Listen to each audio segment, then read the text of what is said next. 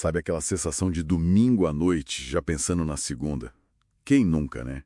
Parece que a palavra trabalho, nossa, ela já vem com um peso.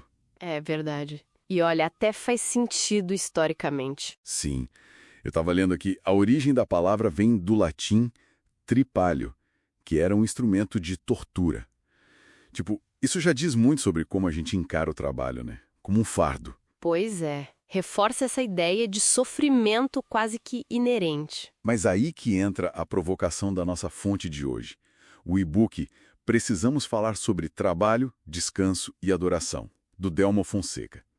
O subtítulo já entrega: Quando o culto vira show e o descanso vira exaustão. Um subtítulo forte, né? Muito.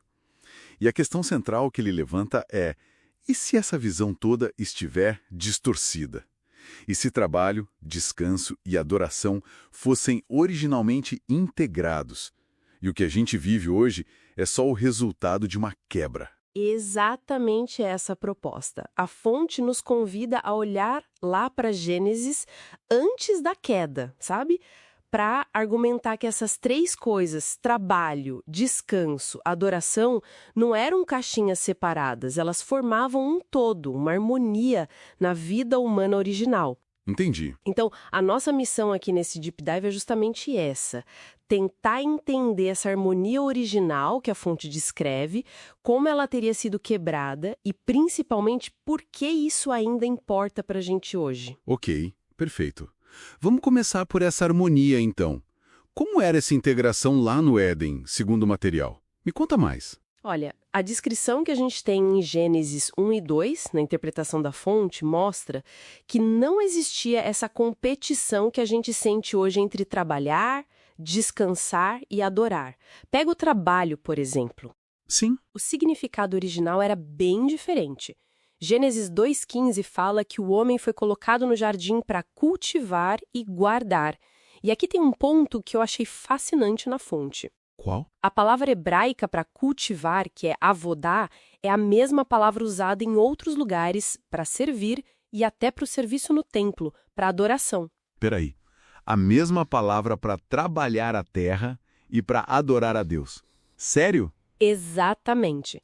Isso, segundo a fonte, sugere que o trabalho em si, na sua essência, já era uma forma de culto, de serviço a Deus. Nossa, isso muda tudo. Muda, né? E o guardar, que é chamar, traz essa ideia de cuidado, de proteção, como um guardião mesmo, responsável por aquilo que Deus criou. A fonte até menciona teólogos como John Frame, que veem nesse trabalho um reflexo da imagem de Deus, que também é criador e cuidador. Faz muito sentido. E o descanso? Se o trabalho não era um fardo assim, o descanso também não era só para, sei lá, recarregar as baterias. Pelo que a fonte indica, não. O Shabat de Deus lá em Gênesis 2 não foi porque ele estava exausto. Ele parou para contemplar, para apreciar, sabe? Para se deleitar na beleza e na bondade do que ele tinha feito. E aí Deus abençoa Barak e santifica Kadesh esse dia, quer dizer, ele eleva o descanso a algo sagrado. Um tempo de prazer, de conexão e não só, ausência de tarefa. Entendi. Um descanso com propósito, então. E a adoração? Como ela se encaixava nisso tudo? Não era tipo um evento isolado, sabe? A fonte sugere que a adoração era a própria vida. Era o caminhar com Deus no jardim, que a gente vê em Gênesis 3,8. É o que alguns teólogos, como Bavinck, que a fonte cita, chamam de viver corandel diante da face de Deus, constantemente. Puxa vida. Tudo estava interligado, tudo era muito bom, como diz Gênesis 1. Uma sinfonia, né? Uma visão realmente integrada e bonita. Mas a gente sabe que a história não parou aí. A fonte argumenta que essa harmonia foi quebrada. O que aconteceu? Qual foi o ponto de virada? O ponto de virada, segundo a análise da fonte, é Gênesis 3, o capítulo da queda. A desobediência humana ali é apresentada como um evento que quebrou tudo, desintegrou essa unidade original. E quais foram as consequências diretas nesses três pilares que a gente está falando? Trabalho, descanso e adoração. Foram bem diretas e bem drásticas. O trabalho, que antes era essa cooperação criativa, quase um culto, ele se torna penoso, Tá lá em Gênesis 3. Com o suor do teu rosto comerás o teu pão, a terra maldita. O pecado introduziu o sofrimento, a frustração no trabalho. Puxa. Suficiente, ou então vira uma obrigação legal, porque já não flui naturalmente. Perde a leveza, né? Sim, a gente sente isso. E a adoração? Bom, aí a coisa fica mais séria ainda. A comunhão íntima com Deus é rompida. O homem e a mulher se escondem de Deus no jardim, lembra? Isso gera uma alienação profunda. Que descrição! E essa ruptura de milênios atrás, ela ecoa até hoje, né? O subtítulo do livro Culto vira show, Descanso vira exaustão, parece um retrato do nosso tempo. Exatamente. A fonte faz essa conexão direta entre essa fragmentação lá do início e os nossos dilemas modernos. É como se a gente vivesse as consequências disso até hoje. Como? Dá pra ver isso na prática. Olha, pensa no trabalho. Ou ele vira essa fonte de burnout, de opressão mesmo, ou então o contrário, vira um ídolo, onde a gente busca toda a nossa identidade, nosso valor.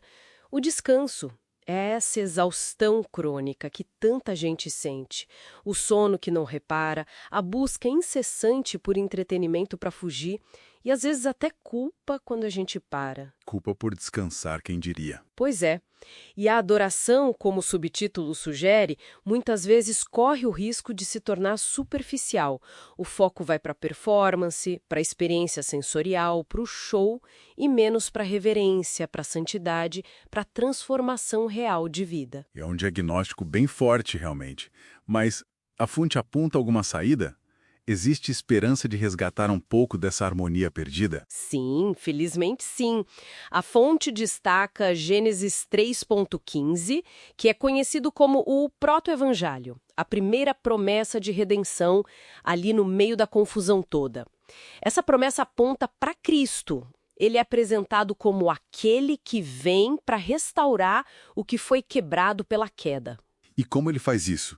Como Cristo recontextualiza esses pilares? Através da obra dele. A perspectiva sobre trabalho, descanso e adoração pode ser redimida. O trabalho pode, de novo, encontrar seu sentido de vocação, de serviço feito como se fosse para o Senhor, como diz lá em Colossenses. Pode voltar a ser uma forma de culto no dia a dia. Cristo também oferece o descanso verdadeiro para a alma. Aquele que vai além do descanso físico, vinde a mim todos os que estáis cansados, Mateus 11. E ele torna possível a adoração autêntica novamente, em espírito e em verdade, como ele fala em João 4, porque ele restaura a nossa comunhão com Deus. Então, a ideia não é só entender o problema lá atrás, mas é um convite para a gente buscar viver essa integração restaurada hoje, no nosso cotidiano, no trabalho, nas pausas, no jeito como a gente se relaciona com Deus e com os outros. Exatamente, é um chamado bem prático, na verdade. Redescobrir o propósito original por trás dessas áreas que hoje parecem estar sempre em conflito, disputando nosso tempo e nossa energia. Entendi. Recapitulando bem rápido, então, a fonte nos levou numa jornada. Começamos com essa visão original lá no Éden, de trabalho, descanso e adoração super integrados, harmoniosos. Trabalho como culto, descanso como deleite, adoração como relacionamento constante. Isso. Aí veio a queda, a ruptura, que fragmentou tudo isso. O trabalho virou fardo, o descanso virou exaustão, a adoração correu o risco de virar show. Exato, a distorção. Mas aí vem a promessa de restauração em Cristo, que abre a possibilidade de a gente viver essa integração de um jeito novo, redimido, hoje. Perfeito. Isso nos deixa, talvez, com uma reflexão final bem inspirada por essa visão integrada da fonte, né?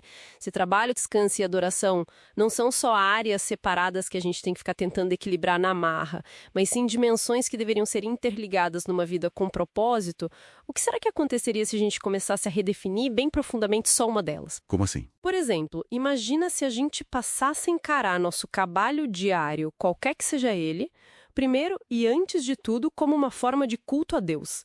Ou se a gente tratasse o nosso descanso não só como não fazer nada, mas como uma prática sagrada mesmo, de renovação, de contemplação, de conexão.